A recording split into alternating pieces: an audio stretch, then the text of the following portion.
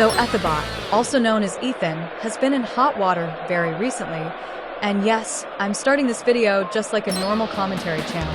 How much of a sellout I am. But anywho, Ethobot, if you don't know, was a Minecraft animation YouTuber with 7.18 million subscribers, who usually make cartoon video for kids.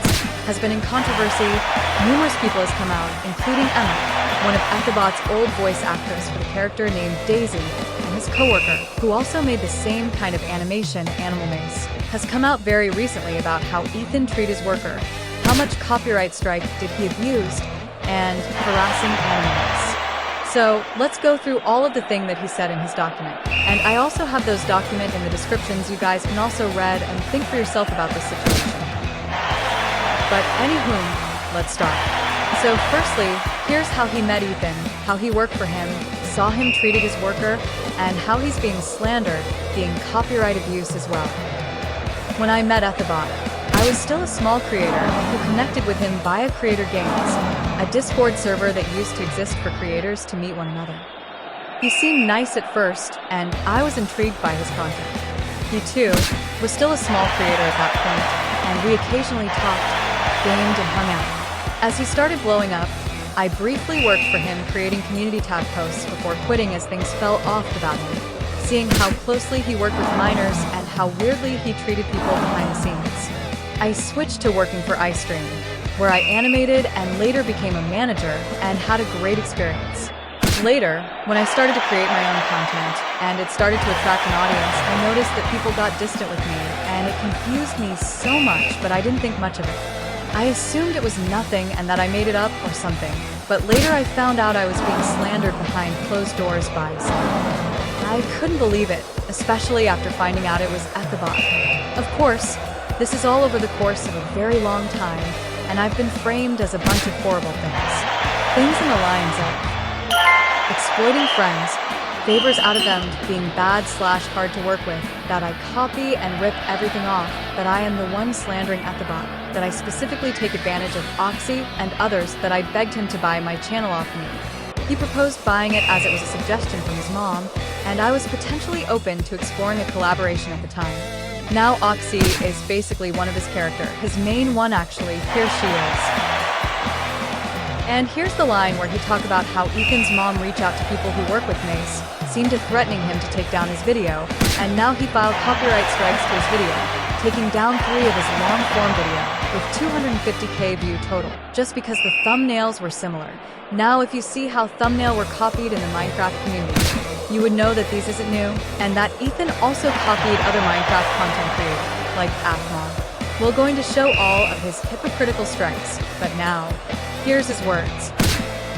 So, next up, he's shown his evidence about how he copied Cash and Nico and Ethobot. Now I checked some of it because I'm lazy lol, but I do check 3 of them, and some of them are as close as 2 months, which make him the thumbnail copycat. Here is where Ethobot copied all of them, by the way.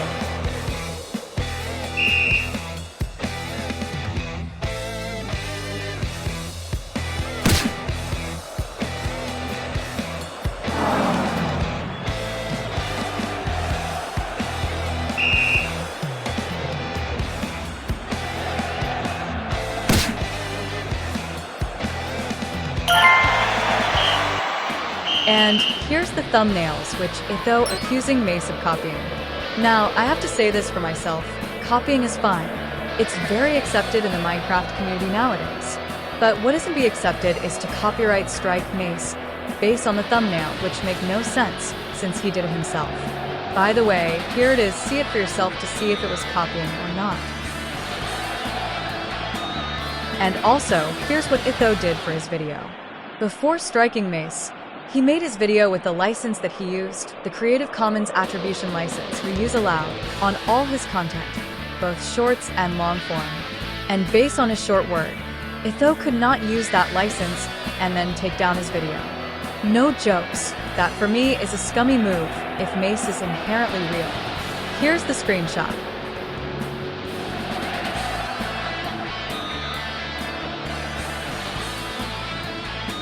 And also, based on his words, he was not getting help by YouTube, so please, if you are seeing this YouTube, please unstrike him. He doesn't deserve a strike. Also, you can go to his X, and get him some attention. Here's the screenshot where Mace doesn't get his help.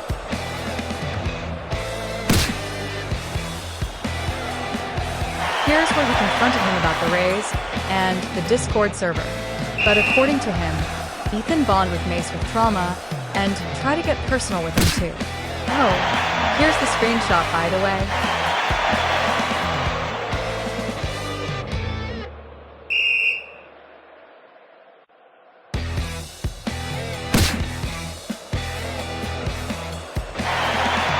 He also got slander, which how?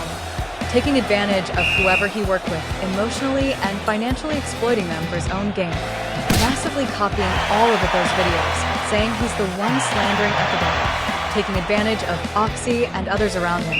Use Ethan's character, voices without permission, begged Ethan to buy his channel, but it's all lies and defamation, according to him. Here's his response.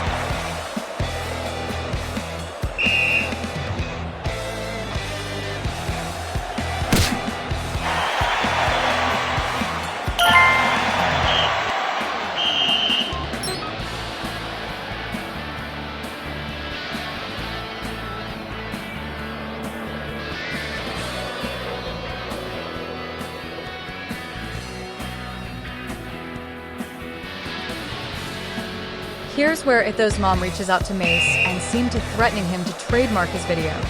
Even though it won't happen, trademark will only be used for channel names, logo, merch, slogan, etc.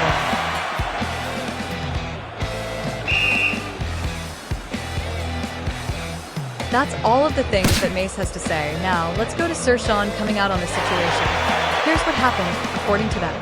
Humiliated and ridiculed by Ethobot in private and public, having his trauma being used to try to bond. Unpaid work and peer pressured into working in stressful conditions. Got overworked self-work even harder by Ethobot giving out rewards for around a year and said he was doing a great job, only for 3 days later to absolutely crush his work brutally on the day their dog died. And also, he's a minor at the time he worked with him. Here's what happened, and also, I'll use his voice to talk for him. We began to speak about working for Ethobot at 15, to which I started to officially work with him around when I turned 16. I did so many jobs for Ethobot that it ended up taking up my whole day from the time I woke up till the time I went to sleep for less than minimum wage, which I wasn't even treated well for. Extreme love bombing, often telling me things such as, I mean so much to him. He views me as a younger version of himself, filled with pure, raw, untapped talent. Very hardworking, extremely kind, yelled at in calls for small mistakes, sometimes even yelled at for nothing. Even having calls designated towards knocking me down a step. He has frequent emotional meetings, some employees more than others to ask about their personal life and anything trauma-related, which he then notes down to remember for future references. For me, he only had one, which he was meditating and discussing personal things which I won't disclose, but I will disclose he asked me to make him make a tier list of all the employees in the office, ranking them by how beneficial they are along with how he proclaimed himself as God's chosen. Massive crap talked behind my back to an extreme degree for things that were not true. Some examples being nothing but a cog in the machine, a means to an end, and hard to work with, even though anyone who knows me knows I am very reasonable.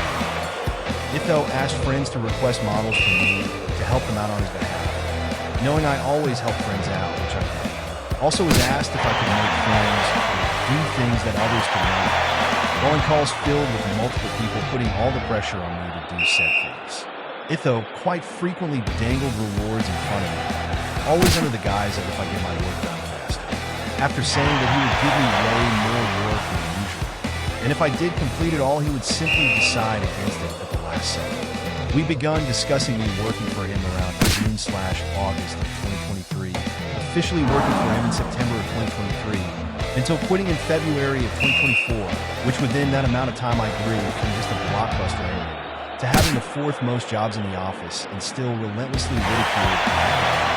When I submitted my last video to him, he looked at it while on a call with multiple friends and colleagues, to which he began to scream at me very angrily about how terrible I was and how he cannot believe how stupid I am. The next day he apologized in call, but scheduled a meeting to which he absolutely destroyed me. The same day we found out we had to put our dog down. Now here's his evidence, and just a reminder from him, he doesn't show the full story, since at the time he was scared to ask for certain things or afraid that he seemed mean.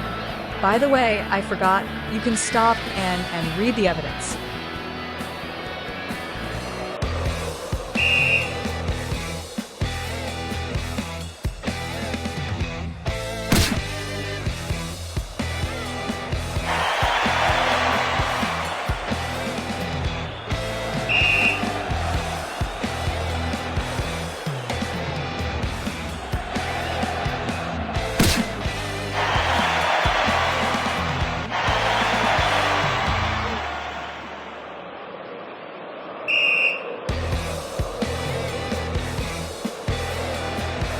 Next up, it's going to be about Katkai, who's a former assistant content manager and manager in training for Ethobot. They met Etho at the age of 17 and began working at the age of 18.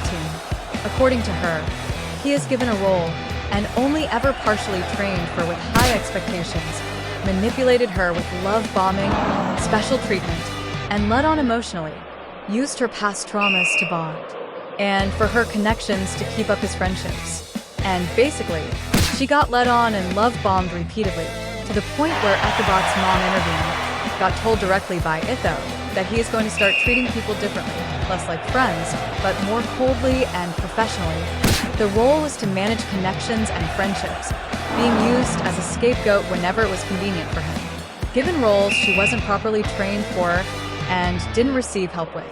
When given a trainer, it was more like, this is the person who knows everything you need to know. Go figure it out, leaving the both of us not knowing how to continue and leading me to be untrained. Wasn't paid at all for content topics, research, events ideas, etc., which I often provided to Etho. Treated poorly, similar to Sean, by silent treatment and passive aggressiveness. And she also got slandered by spreading false details about her personal life to his co-workers to discourage them from reaching out to her. Here's Kat speaking. When I met Ethobot, I had already seen some of his animations and was quite curious about him and his work. I was added to a Discord called Creator Games and invited to calls to hang out. After making that connection, I continued chatting with him, frequently talking about his plans and work. I admired him at the time. I was also warned about him very early on by a good friend. They mentioned his ego and I kept that in mind, but dismissed my friend's warnings fairly quickly. A couple of months after actively talking to him both via text and voice chat, he invited me to his 100 players vs 1000 zombies event, soon being asked to help moderate the event. This was the beginning of me helping him manage and volunteer to help around the place. I offered knowledge of my experience with events and the community. I suggested people to help, who to invite, and how to manage/keep the event running smoothly. After this event, I spent more time with him, playing on SMPs, watching anime, or learning more about his work and just generally be friends. I caught feelings before starting to work for him and confessing to him to get it off my chest that I moved on and didn't make a big deal out of it. I still admired his work and plans, and was still a close friend of his going forward. In September 2022, Ethobot went on a trip to California and took the opportunity to meet up with me in person for the first time, in my hometown. While wandering around, we took a stop near the water and talked. He said he was very interested in me as a person and my talents that I had yet to realize, inviting me to his small team at the time to be a content manager. I was excited, just starting up my first IRL part-time job recently as well, and took him on that opportunity. I wanted to learn more, get into the shorts community and understand more about YouTube. Granted, this would also be my first manager position in anything. I needed to be trained and my roles on the team were small at the time. Checking on work updates including animations and scripts. Helping him brainstorm streams and plan said streams. Setting up streams to make sure he's got something to do in Minecraft, on his private survival server called Home. At the time this was all I was paid for. However, I also came up with event ideas, long-form ideas, shorts ideas, and community post ideas. None of that time I spent sitting down and brainstorming was paid. Later finding out the Google Doc with all my ideas was still being accessed long after I departed from the team. The other roles I was meant to take part in and learn more about never ended up happening. When put in front of a trainer, he basically went, "She knows everything you need to know, go figure it out," which fell through. He didn't set up meetings, training sessions, or give us any pointers on what to do at all. This person also wasn't being paid for the training, he just hoped they'd train me for free, so I understand why it didn't really happen. Home was a server created by Etho and I, a place for him to start streaming more often and grow our friendships and connections. It started small to slowly introduce neighbors, mainly the staff were added first. After that, we'd slowly add more players and keep up this slight roleplay server. I at the time added several of my friends and people I wanted to meet Etho, while also knowing he really wanted to meet them as well. Gaining him more connections and more people for his team in the process. While that server existed, I maintained and moderated it alongside one or two other people, which included attempting to handle any drama within the server. There was an issue, of course. Two sides formed neither quite in the right, along with griefing on one end. The end decision should have been to have both main issue players removed, but Etho stayed firm about staying out of drama and keeping the server out of the drama. The number of players that were active on this server was about 15 to 20. The majority did not like this answer and left along with one of the moderators who helped me a lot. His decision to stay out of it and avoid reprimanding anyone to avoid looking bad, just to keep players with more subscribers or talent, was poorly received. While on the server he came up with a character, for me, in reality, it was just a copy of my persona and personal brand, a black cat with white eyes. Cat Kun, my persona, and Cat Kun, a black cat with white eyes who worked with Nyamazon to deliver items and run a shop in the village. Basically a Dublin's cat of the channel. Most viewers enjoyed it. I appeared mostly in streams and was non-verbal to keep up a cute cat/pet experience. I was very hesitant about its name and design being so close to my own, and understood my time with Ethobot Inc. might not be forever, and worried about the outcome of my character if I had the chance of losing the rights to the entire name. Luckily, no NDA or contracts, etc. were involved just yet, and my character has just faded into a forgotten piece of the lore. Even after emphasizing my worries, Etho loved how the name rolled off the tongue and I didn't argue back. This server at the time was my safe space and a place I proudly cultivated. After just adding one group of players who we were warned about, everything fell apart. People grieved, formed sides, and caused drama, ultimately causing the server to fall into ruin and be rushedly ended with a poorly planned end fight. At the time, this destroyed my self-esteem and passion, leaving me to almost mourn something I had lost. People were leaving and abandoning what I had created, after so much time and effort put into this home. In the end, the feeling of this server still sits with me, and the peace and honest fun that came with it is still something I grieve. Etho did not put that into this server. He'd show up for streams or random hangouts, but he was not the one that truly made it what it was. That was where things began to change. There was a noticeable difference in his empathy and compassion. Home felt and still feels like something that was used for me to get more tied and embedded in his team, along with mixing my friend group with his, gaining him a bunch of connections, friends, and employees. As I mentioned in the beginning, I did have some feelings for Etho, but moved on and let it be. During the time working with Etho, I spent a lot of time with him. Whether that be multiple hours of the day in a voice call or texting each other about work. We were good friends. I got into some of his hobbies, he got into some of mine, etc. During the end of September and October, he started treating me sweeter and kinder, and it weirdly felt like I was getting a chance. It felt like he was trying to get my hopes up. During this 27-minute call, Etho told me that he was making a big mistake and his own mother had to tell him to quit leading me on. He called my affection a drug that he was getting addicted to, and it was distracting him. He had to set it in stone that he was not able to date during this time and did not want to give me the wrong idea. To make things more organized, Ethobot decided to incorporate the app Notion. It's meant to help employees and employers assign and keep track of tasks. He attempted to help me learn how to use it and keep it updated. He expected me to check and update Notion 24/7, even during times I couldn't, like for example while I was working my in-person job. His reminders were abruptly calling me whether I was in a VC at the time or alone. I'd join and he was completely silent. He'd start a screen share showing the Notion app, and slowly move a task over to the next step in the process, then leaving. He did this often, about 2 or 3 times during a month when I was struggling horribly mentally. Due to the anniversary of a couple of deaths in my life, along with that my mom's medical issues running rampant during this month. I will mention at this time he was much better at handling responses and situations. Near the end of my time working with him during a more emotional call, Ethobot admitted to me that he wanted to change how he treated his staff and friends. More coldly and professionally, which I discouraged heavily. This included friends he had known for years, and suddenly switching up on them while being a decent-sized channel/staff team at this point was going to be detrimental.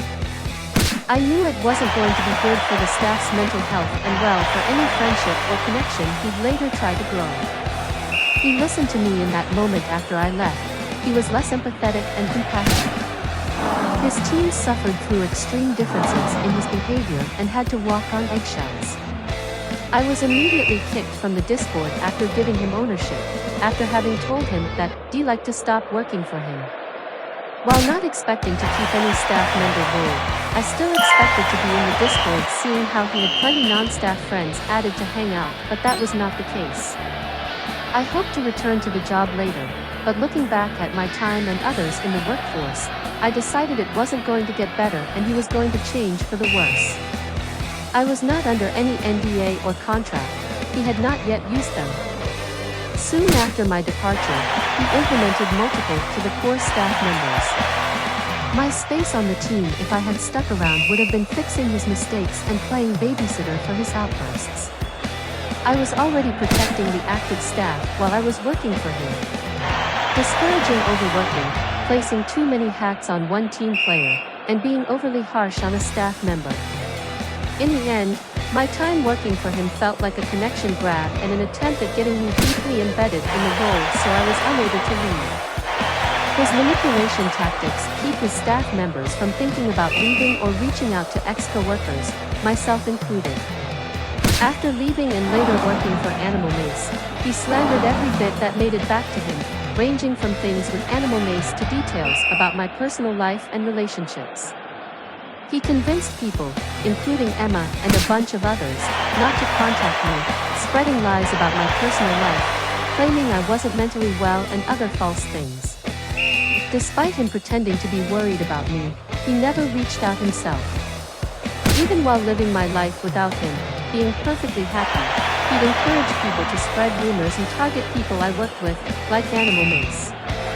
My statement is to show the difference in his behavior at the beginning of his recruitment for the team compared to what has happened after I left, and so on. His behavior is not okay. He shouldn't be leading anyone on for free work and favors. He shouldn't treat people he works with like a cog in the machine, and most definitely shouldn't be going after people he closely worked with by slandering them.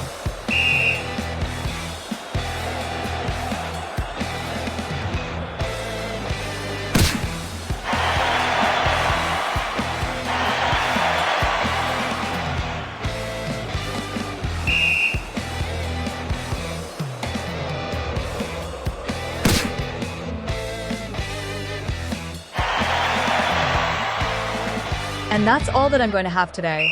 There will be part 2, for 3 of the other people who come out from their situation. 2 of them are specific, and 1 of them were a group of people who need and wanted to stay anonymous. So to all of the people who I have to make it clear, please support them throughout their journey to heal. Also, I know this is typical commentary video stuff, but please don't send hate to any of those people, since they need their journey to heal. And if anybody watched this video and want to do an ADHD version, you're welcome. Sorry if I'm not a good reporter about this situation. I tried my best, and I hope it all goes well, and the justice they deserved. Thank you so much for watching. Sayonara.